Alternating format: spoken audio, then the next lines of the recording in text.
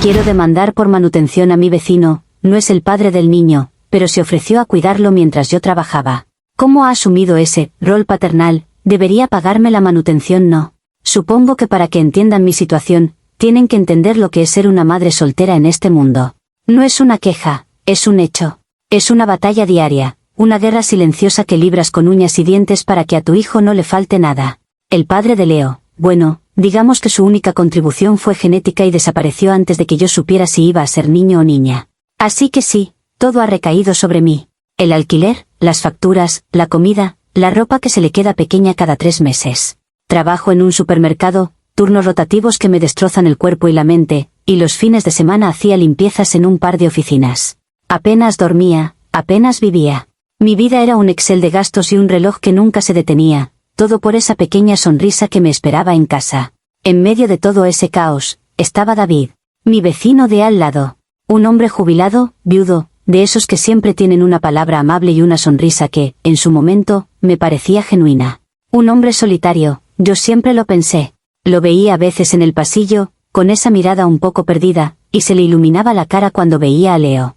Le hacía carantoñas, le preguntaba por su día en la guardería. Pequeños gestos, nada más. Para mí era simplemente el vecino simpático, una pequeña luz de normalidad en el túnel de mis semanas interminables.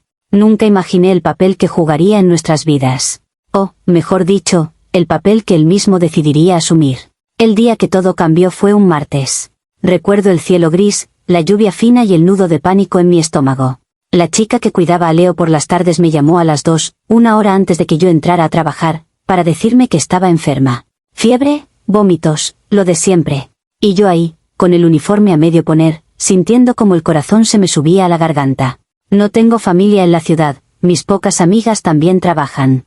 Llamé a todas, una por una, con la voz temblorosa de desesperación. Nada. Iba a tener que llamar al trabajo, decir que no podía ir, y rezar para que no me despidieran. Sabía que mi jefe no me pasaría ni una más. Fue entonces, con las lágrimas a punto de desbordarse, cuando abrí la puerta para ver si, por un milagro, veía a alguien conocido. Y allí estaba él, David, saliendo a tirar la basura. Me vio la cara y su sonrisa amable se convirtió en una mueca de preocupación. ¿Estás bien, Laura?, me preguntó. Y yo me derrumbé. Le solté toda la historia entre sollozos, el trabajo, la niñera, el miedo a perderlo todo. Él me escuchó en silencio, asintiendo. Y cuando terminé, me puso una mano en el hombro y dijo las palabras que lo empezaron todo: no te preocupes. Yo te lo cuido. Tráemelo. Estaremos bien hasta que vuelvas. En ese momento, sentí un alivio tan profundo que casi me doblo por la mitad. Era como si un ángel hubiera aparecido en mi pasillo. Se lo llevé, con la mochila llena de sus juguetes y algo de merienda. Vi cómo David se arrodillaba para ponerse a la altura de Leo, cómo le hablaba con una ternura que me encogió el corazón. Leo, que a veces es tímido con los extraños, le sonrió de oreja a oreja y le enseñó su dinosaurio de plástico. Hubo una conexión. No fue un simple favor, no fue un vecino amable ayudando. Fue algo más. Fue el principio de algo que él mismo construyó. Una promesa silenciosa, una señal del universo de que, por fin, no estaba sola. Cuando volví del trabajo, agotada pero tranquila por primera vez en meses, los oí reír desde el pasillo. Abrí su puerta y me los encontré en el suelo del salón, construyendo una torre de bloques. La tele estaba apagada. David le estaba enseñando a hacer una torre más alta, con una paciencia infinita. Me contó que habían merendado, leído un cuento y jugado a los piratas. Leo corrió a abrazarme y me dijo: «Mami, el abuelo David es muy divertido». «Abuelo David». Lo dijo el niño, no yo. David se rió, un poco sonrojado, y dijo que había sido un placer. Pero yo vi algo en sus ojos. Una chispa. No era solo placer. Era un sentimiento de propósito. Él necesitaba a Leo tanto como yo necesitaba su ayuda. Y en ese preciso instante, entendí que esto no había sido una casualidad. Había sido el destino. Lo que empezó como una emergencia un martes lluvioso se convirtió, de forma muy natural, en nuestra nueva rutina. Ya no era una cuestión de si la niñera me falla. Empecé a pedirle a David que se quedara con Leo 2, luego 3 tardes a la semana. Y él nunca decía que no. Al contrario, parecía esperarlo con ilusión. A veces, cuando yo llegaba a recoger a Leo, me lo encontraba dormido en el sofá con el niño acurrucado a su lado, ambos agotados de jugar. ¿Cómo iba a interpretar eso yo? No era un favor a regañadientes. Era un hombre que estaba, voluntaria y felizmente, ocupando un vacío. El vacío de una figura paterna, de un abuelo. Y yo, sinceramente, creí que era una bendición para todos. Él mismo fomentaba esa idea. Empezó a tener galletas de dinosaurios, las favoritas de Leo, siempre en su despensa. Compró una caja de Legos, para tener algo con lo que jugar cuando venga. Incluso un día me lo encontré instalando protectores en los enchufes de su salón. Más vale prevenir, me dijo con una sonrisa cómplice. Cada uno de esos gestos era un ladrillo más en el muro de la responsabilidad que él mismo estaba construyendo. No era yo quien se lo pedía. Era él quien se adelantaba, quien invertía tiempo, dinero y afecto en crear un espacio seguro y feliz para mi hijo. Estaba asumiendo un rol, y lo hacía con todas las de la ley. Se preocupaba si Leo tosía, me preguntaba si había comido bien en el cole. Era más padre que el que le dio el apellido. Viendo esta nueva estabilidad, tomé una decisión que me pareció lógica y merecida. Renuncié al trabajo de limpieza de los fines de semana. Por primera vez en años, tenía sábados y domingos para estar con mi hijo, para llevarlo al parque, para simplemente respirar. Económicamente, era viable.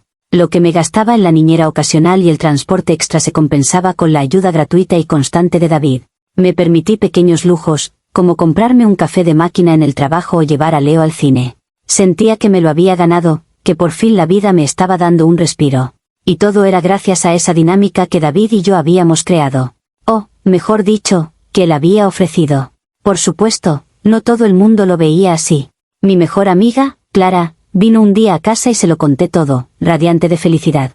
Esperaba que se alegrara por mí, pero en su lugar, vi una sombra de preocupación en su cara. Laura, ten cuidado, me dijo en voz baja. Es un hombre mayor, encantador, sí, pero no puedes cargarle con tanta responsabilidad. Estás abusando de su amabilidad. Me sentí como si me hubiera lanzado un vaso de agua fría. ¿Abusando? ¿Yo? La que se deja la piel cada día. Me puse a la defensiva al instante. Tú no lo entiendes, Clara. No es una carga para él. Le da vida. Tú no ves cómo se le ilumina la cara cuando ve a Leo. Tienen una conexión especial. La conversación se agrió. Clara insistió en que era un arreglo insostenible y que David tenía su propia vida. Yo le respondí que ella no sabía nada, que estaba viendo las cosas desde fuera y con cinismo. En el fondo, una parte de mí se preguntó si no tendría un poco de envidia. Ella también tenía sus problemas y quizás le costaba ver que yo, por una vez, había encontrado una solución perfecta. Me despedí de ella con frialdad y, después de que se fuera, me quedé pensando. Su advertencia, en lugar de hacerme dudar, me reafirmó. Ella no lo entendía porque no estaba allí. No veía las pequeñas cosas, los detalles que demostraban que esto era mucho más que un simple favor. Desde ese día, empecé a fijarme más. Buscaba pruebas para rebatir la acusación de Clara en mi propia mente. Y las encontraba por todas partes. La forma en que David le enseñó a Leo a atarse los cordones, con una paciencia que yo nunca tuve. El día que lo llevó a cortarse el pelo porque a mí no me daba tiempo. O cuando me llamó al trabajo, preocupado, porque a Leo le había subido un poco la fiebre. No, no era un simple vecino. Era familia. Una familia que habíamos elegido, o que él había elegido formar con nosotros. Y cualquier persona que lo viera desde fuera, sin prejuicios, se daría cuenta. La advertencia de Clara fue el último empujón que necesité para convencerme de que mi situación no solo era normal, sino que era justa.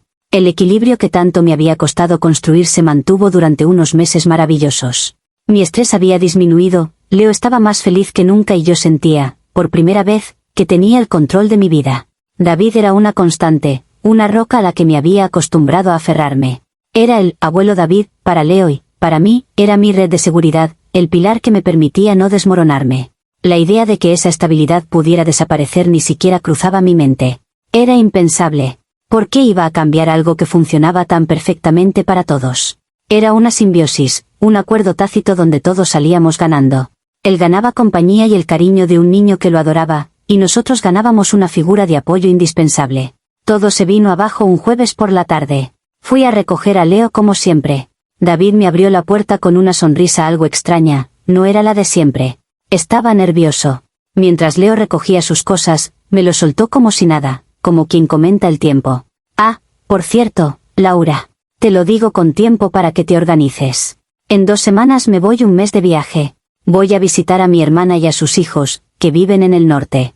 Hace mucho que no los veo. Sentí como el suelo desaparecía bajo mis pies. 1 mes. 30 días. Mi cerebro intentó procesar la información, pero solo podía sentir una oleada helada de pánico y, justo después, una rabia sorda y profunda. No me lo podía creer. ¿Un mes? ¿Así, sin más? Lo miré, tratando de encontrar alguna señal de que era una broma. Pero no, hablaba completamente en serio. Mi primera reacción no fue pensar en su hermana o en su derecho a viajar.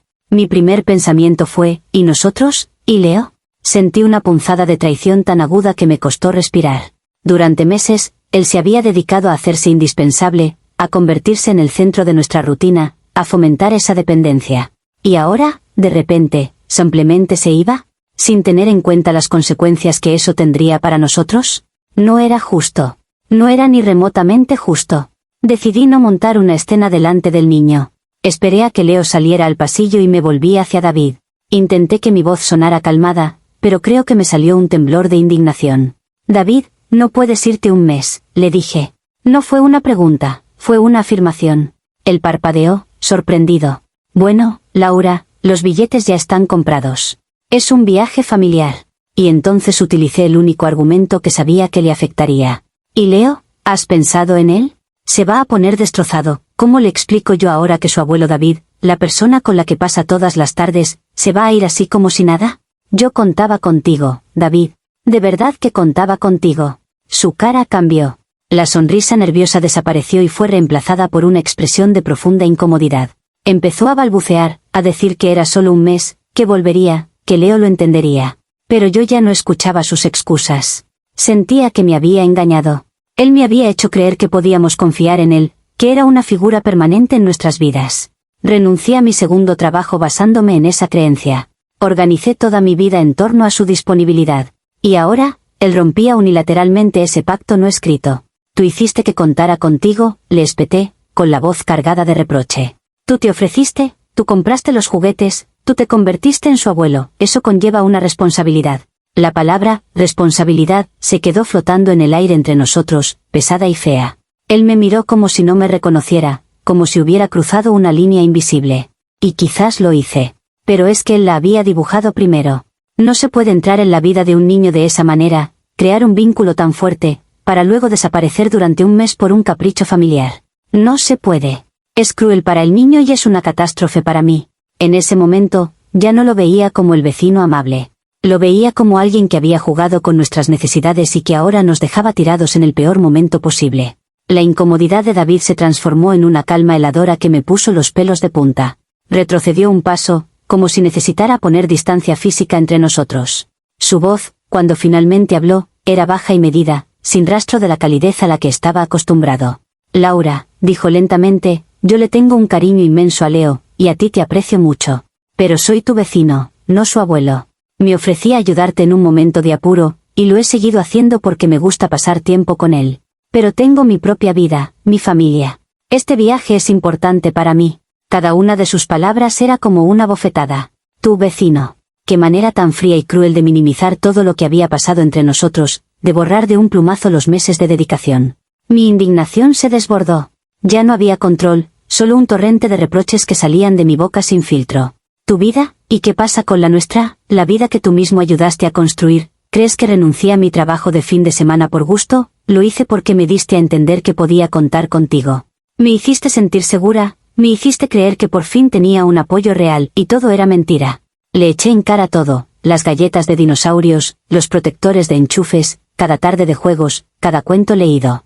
Torcí cada gesto de amabilidad y se lo devolví como un arma, como una prueba de su premeditación. En mi cabeza, todo encajaba, él me había hecho dependiente a propósito para luego poder abandonarme y demostrar su poder. Él escuchaba, con el rostro cada vez más pálido y los labios apretados en una línea fina. Intentó interrumpirme un par de veces, diciendo, Laura, eso no es justo o estás malinterpretando las cosas, pero yo no le dejaba. Estaba en medio de un monólogo furioso, una catarsis de todo el miedo y la frustración que su anuncio me había provocado. Me sentía acorralada. Sin su ayuda, mi castillo de naipes se derrumbaría. Volvería a la ansiedad constante, a los turnos dobles, a no ver a mi hijo. Y todo por su egoísmo. La discusión, o más bien mi monólogo, duró varios minutos. Yo gesticulaba, con la voz rota por la rabia y las lágrimas, mientras él se quedaba allí, inmóvil, como una estatua. Finalmente, cuando me quedé sin aire, él respiró hondo. Su mirada ya no era de sorpresa o incomodidad, sino de una profunda y triste resolución. Creo que esto ha llegado demasiado lejos, dijo, y su tono era tan definitivo que me heló la sangre. Las cosas se han complicado mucho y esta conversación me ha hecho darme cuenta de que no podemos seguir así. Me iré de viaje como tenía planeado. Y creo que cuando vuelva, será mejor para todos que terminemos con este arreglo de forma permanente. Por tu bien, y por el mío. Y con eso, dio un paso atrás y cerró la puerta suavemente, dejándome sola en el pasillo con sus palabras resonando en mis oídos. Permanecí allí, paralizada, mirando la puerta cerrada. ¿Terminar con el arreglo? ¿Para siempre? No era solo el viaje. Era un despido. Un abandono total. Me había enganchado, me había hecho adicta a su ayuda, a esa falsa estabilidad, y ahora que le había confrontado con su responsabilidad, me cortaba de raíz. La traición era absoluta. No había sido una discusión, había sido una sentencia. Me había declarado culpable de necesitarle demasiado y su castigo era arrojarme de nuevo a los lobos. En ese momento, todo el cariño que había sentido por él se convirtió en un odio amargo y resentido. Me había utilizado. Había utilizado a mi hijo para llenar su soledad y ahora que se había cansado del juego, nos desechaba como si fuéramos un juguete roto. Las 2 semanas que pasaron hasta que David se fue de viaje fueron una tortura.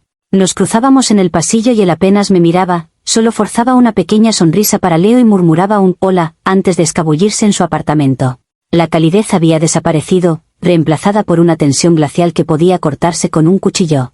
Leo, por supuesto, no entendía nada. Me preguntaba constantemente por qué ya no iba a casa del abuelo David. Yo le inventaba excusas, que estaba ocupado, que se estaba preparando para un viaje largo. Cada mentira me sabía a veneno en la boca, porque sentía que estaba cubriendo la espalda del hombre que nos había traicionado. La realidad de mi nueva situación me golpeaba cada vez que miraba el calendario. Y entonces, se fue. El día que su coche desapareció del aparcamiento, sentí un vacío en el estómago. La catástrofe que había anticipado se materializó al instante. Mi jefe, como era de esperar, no fue comprensivo cuando le expliqué que necesitaba cambiar mis turnos de tarde. Busca una solución, Laura, o tendré que buscar un reemplazo, me dijo, con esa frialdad corporativa que tanto detesto. De repente, mi frágil estabilidad económica se hizo añicos. Tuve que llamar a una agencia de niñeras de última hora, cuyos precios eran astronómicos. El dinero que había ahorrado se esfumó en la primera semana. El pequeño respiro financiero que había disfrutado se convirtió en una deuda creciente. El estrés, que había mantenido a raya durante meses, volvió con la fuerza de un huracán. Las noches volvieron a ser mi peor enemigo. Me quedaba despierta, mirando al techo, con la calculadora del móvil en la mano, moviendo números que nunca cuadraban. La rabia hacia David crecía con cada factura que no sabía cómo pagar. Él estaba de vacaciones, probablemente riéndose con su familia, mientras yo estaba aquí, ahogándome. Rebobinaba nuestra última conversación una y otra vez en mi mente. ¿Había exagerado? Un fugaz pensamiento de duda cruzaba mi mente, pero lo aplastaba de inmediato con una nueva oleada de justificaciones. No, yo no había exagerado. Le había dicho la verdad. Él había asumido un rol, y eludir la responsabilidad que conllevaba era, simplemente, inmoral. Fue en una de esas noches de insomnio, con el cerebro frito por la ansiedad y el resentimiento, cuando se me ocurrió la idea. Surgió como un relámpago, una revelación tan clara y brillante que me senté de golpe en la cama. Manutención. La palabra resonó en mi cabeza. Si un padre biológico que abandona a su hijo tiene la obligación legal de mantenerlo, ¿por qué iba a ser diferente para alguien que, voluntariamente y de forma sostenida en el tiempo, ha asumido exactamente el mismo rol? David no solo había cuidado a Leo. Había actuado como su figura paterna. Había invertido emocionalmente en él. Nos había hecho dependientes de su apoyo. Su abandono no era solo emocional, era también económico. Tenía consecuencias tangibles y devastadoras para nosotros. Con esa idea en mente, todo mi relato de los hechos se reconfiguró, cristalizando en una narrativa de una claridad meridiana. Ya no era una historia de un favor que se fue de las manos. Era la historia de un hombre solitario que, para aliviar su propia soledad, se insertó deliberadamente en la vida de una madre soltera vulnerable. Fomentó una dependencia, creó un vínculo paterno-filial con mi hijo y, cuando se sintió cuestionado, nos abandonó a nuestra suerte, causando un perjuicio económico directo. La demanda no era una locura. No era una venganza. Era, simple y llanamente, una cuestión de justicia. Era hacerle asumir, ante la ley, la responsabilidad que él mismo había creado con sus acciones. Y con el corazón latiendo con una nueva y furiosa determinación, me senté frente al ordenador y empecé a escribir mi historia para que el mundo la juzgara. Comentarios populares de Reddit, sobre la historia principal. Usuario anónimo 1, eres el Sole, la mala de la historia, y a un nivel estratosférico. Un hombre viudo y solitario te ofrece ayuda de corazón, creando un vínculo precioso con tu hijo, y tu primera reacción cuando él decide tomarse un merecido descanso es intentar exprimirle dinero. Estás monetizando la bondad y enseñándole a tu hijo que las relaciones humanas son transacciones. Es repugnante. Respuesta de la OP, ¿repugnante? Repugnante es tener que elegir entre pagar el alquiler o comprarle zapatos nuevos a tu hijo. Ustedes no tienen ni idea de la presión que es. Él no solo fue amable, él se posicionó activamente en un rol paternal. Creó una expectativa, una dependencia. No puedes construirle una casa a alguien y luego quitarle los cimientos de un día para otro y no esperar que la casa se caiga. Usuario anónimo 2, esto tiene que ser un post de broma. Si no lo es, necesitas ayuda profesional urgentemente. Estás mostrando un nivel de delirio y de sentido del merecimiento que es sinceramente aterrador. Él no asumió un rol paternal, él fue un vecino increíblemente generoso. No te debe absolutamente nada, ni legal, ni moral, ni financieramente. Déjalo en paz. Respuesta de la OP, no es un delirio, es mi realidad. ¿Por qué es tan difícil de entender que las acciones tienen consecuencias? Si te comportas como un padre, si asumes las responsabilidades diarias de un padre, entonces te conviertes en uno a los ojos de un niño. Él tomó esa decisión, no yo. Yo solo estoy pidiendo que sea coherente con el papel que él mismo eligió interpretar. Llamarme loca es la forma más fácil de invalidar una injusticia real. Usuario anónimo 3, leí todo tu post esperando el giro donde te dabas cuenta de tu error, pero nunca llegó. Has torcido cada acto de bondad de este hombre para que encaje en tu narrativa de víctima. Él te ayudó y tú lo viste como una obligación. Él se preocupó y tú lo viste como un contrato. El único que ha traicionado a alguien aquí eres tú, traicionando su confianza y su generosidad de la peor manera posible. Espero que lea esto y ponga una orden de alejamiento. Respuesta de la OP, ¿mi narrativa de víctima? Yo soy la víctima aquí, junto con mi hijo. ¿Confianza? Él rompió la confianza primero al abandonarnos. ¿Generosidad? La generosidad que te hace dependiente y luego te deja en la estacada no es generosidad, es un juego de poder cruel. Es muy fácil para ustedes juzgar desde la comodidad de sus vidas perfectas. Vengan a caminar un día en mis zapatos y luego hablamos. Actualización 1. Bueno, como era de esperar, Internet ha hablado. Y, sinceramente, la reacción ha sido decepcionante, aunque no sorprendente. Un montón de gente que no sabe nada de mi vida, que no ha visto la conexión entre David y Leo, que no entiende la promesa implícita que él hizo, se ha lanzado a llamarme de todo. Aprovechada, delirante, la mala de la historia. Es increíble cómo la gente se apresura a defender a un hombre por encima de una madre soltera que lucha por salir adelante. Pero sus insultos no me afectan. Solo refuerzan lo que ya sabía, que el mundo no entiende de matices y que, si quiero justicia, tendré que luchar por ella yo misma, porque nadie me la va a regalar. Decidida a demostrar que todos estaban equivocados, di el siguiente paso lógico. Si los foros de Internet están llenos de justicieros de teclado, el sistema legal real vería la verdad. Busqué en Google, abogados de familia consulta gratuita, y encontré un despacho en el centro. Pedí una cita. Fui con un cuaderno lleno de notas, una cronología detallada de cada gesto de David, cada inversión emocional que había hecho, desde la compra de los Legos hasta el día que llevó a Leo al parque porque yo tenía migraña. Estaba convencida de que cuando un profesional viera el patrón de comportamiento, entendería la base de mi reclamación. Iba a demostrarles a todos esos anónimos de Reddit que no estaba loca. La consulta fue una experiencia. El abogado, un hombre de mediana edad con aspecto cansado, me escuchó con paciencia. Asentía, tomaba alguna nota. Yo le expuse mi caso con toda la pasión y la convicción que sentía.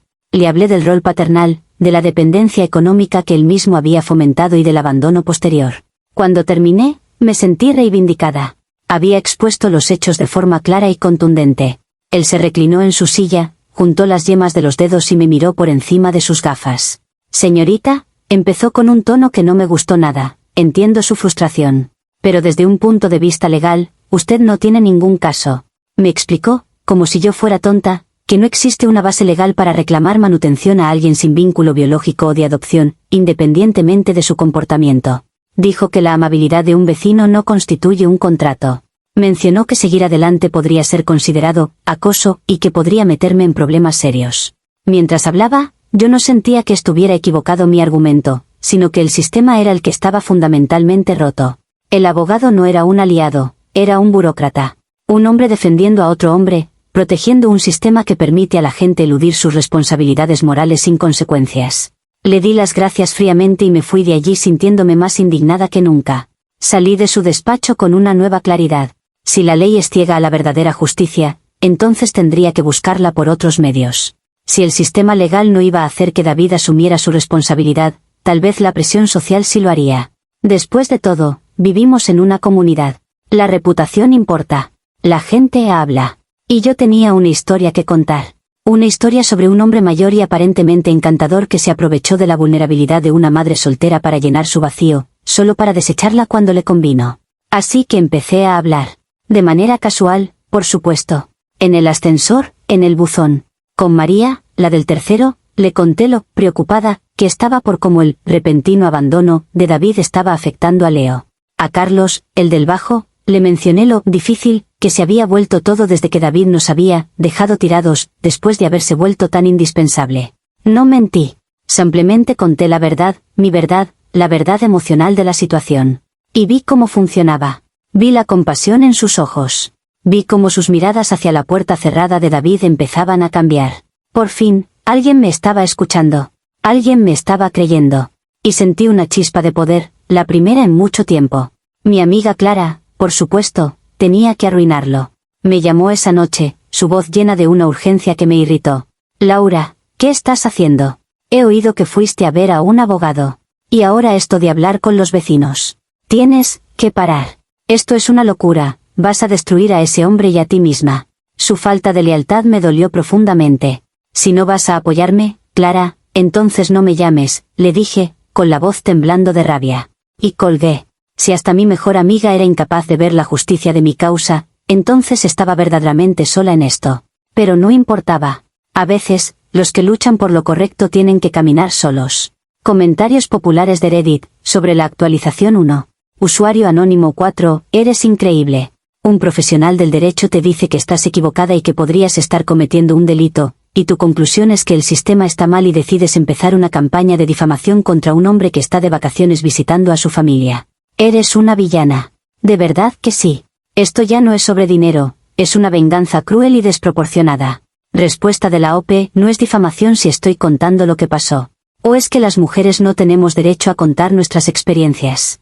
Él sabía perfectamente lo que hacía. Sabía que yo era vulnerable y se hizo indispensable. Eso tiene un nombre. Y no es venganza, es buscar la única justicia que me han dejado.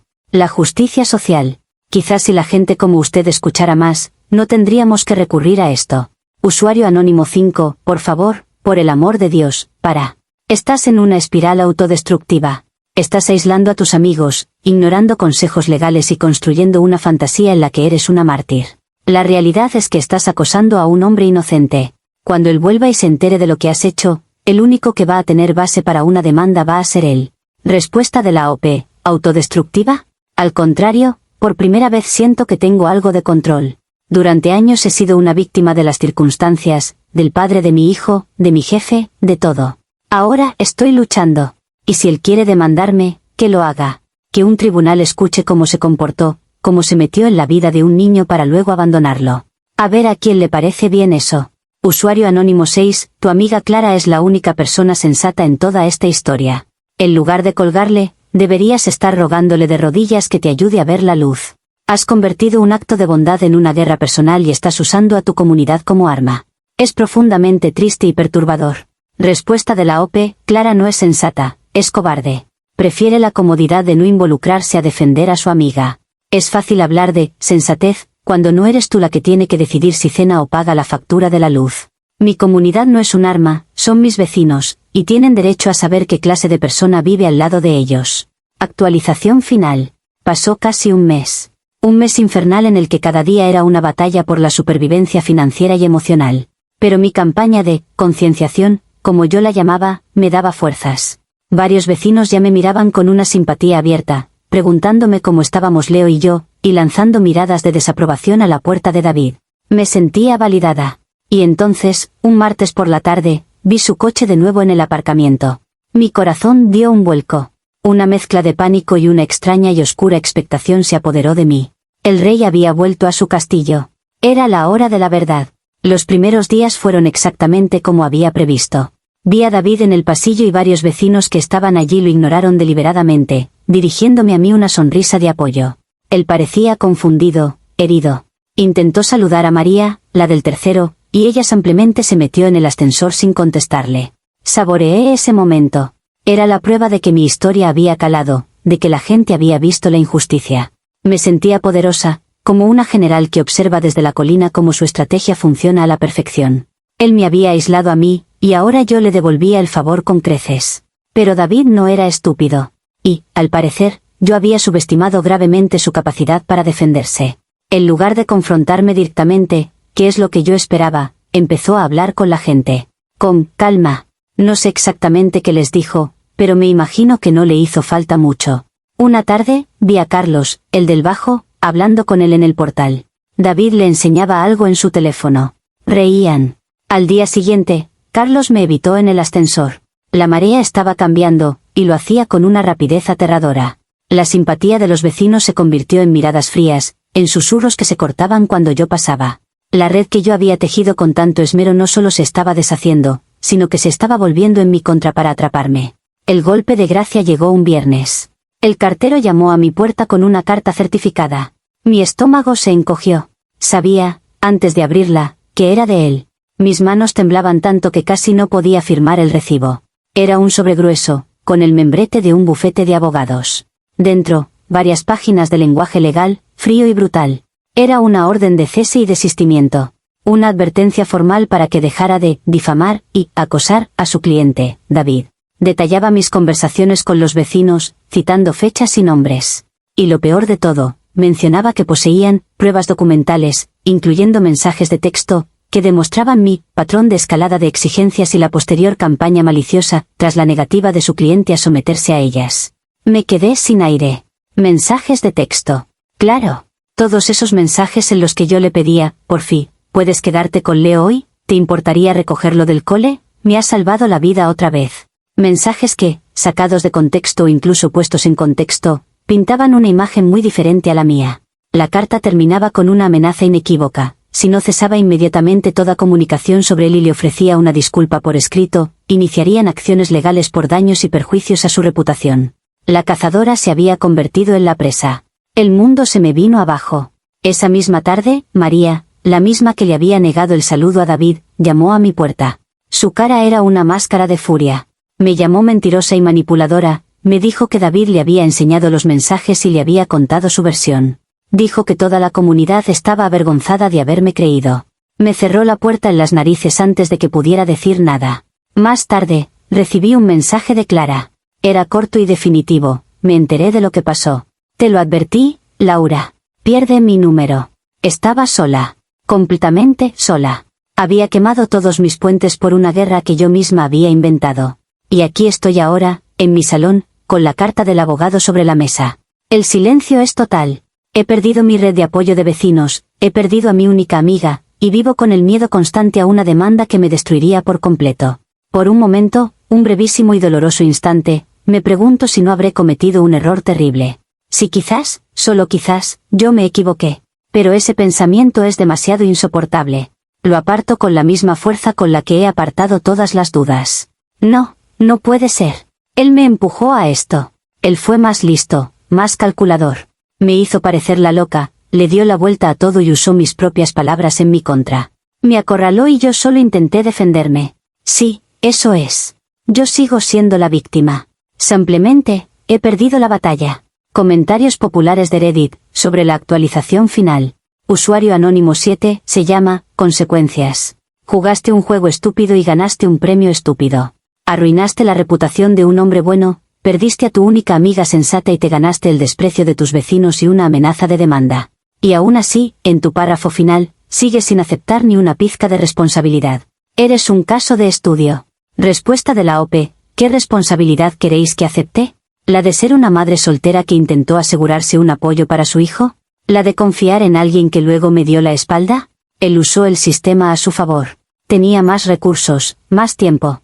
Yo solo tenía mi palabra, y él la destruyó. No es justo. Usuario anónimo 8, la parte de los mensajes de texto es la justicia poética definitiva. Siempre hay pruebas. Mientras tú construías tu ficción basada en sentimientos y percepciones retorcidas, Él tenía la realidad documentada en su teléfono. No, le dio la vuelta a todo, simplemente mostró la verdad que tú te negabas a ver. Respuesta de la OP: la verdad no está en unos mensajes de texto sacados de contexto. La verdad estaba en sus acciones, en cómo se comportaba, en la rutina que construimos. Los mensajes no reflejan el tono, la expectativa, la promesa emocional. Es muy fácil reducirlo todo a unas líneas en una pantalla. La vida real es más complicada. Usuario anónimo 9, espero de verdad que esto te sirva de lección, aunque lo dudo mucho. La vida no te debe nada. La gente amable no te debe nada. Tu vecino te dio un regalo increíble durante meses y tú se lo pagaste intentando crucificarlo. Estás completamente sola, y aunque suena duro decirlo, te lo has ganado a pulso. Quizás ahora, en el silencio, puedas empezar a reflexionar. Respuesta de la OP: no necesito reflexionar sobre nada. Sé lo que viví. Sé lo que sentí. Y sé que cuando un hombre te hace creer que puedes apoyarte en él, y luego te quita el apoyo, es una forma de violencia. Quizás no legal, quizás no una que ustedes entiendan, pero lo es. Estoy sola, sí, pero al menos sé que luché por lo que creía que era justo. Aunque el mundo entero se ponga en mi contra.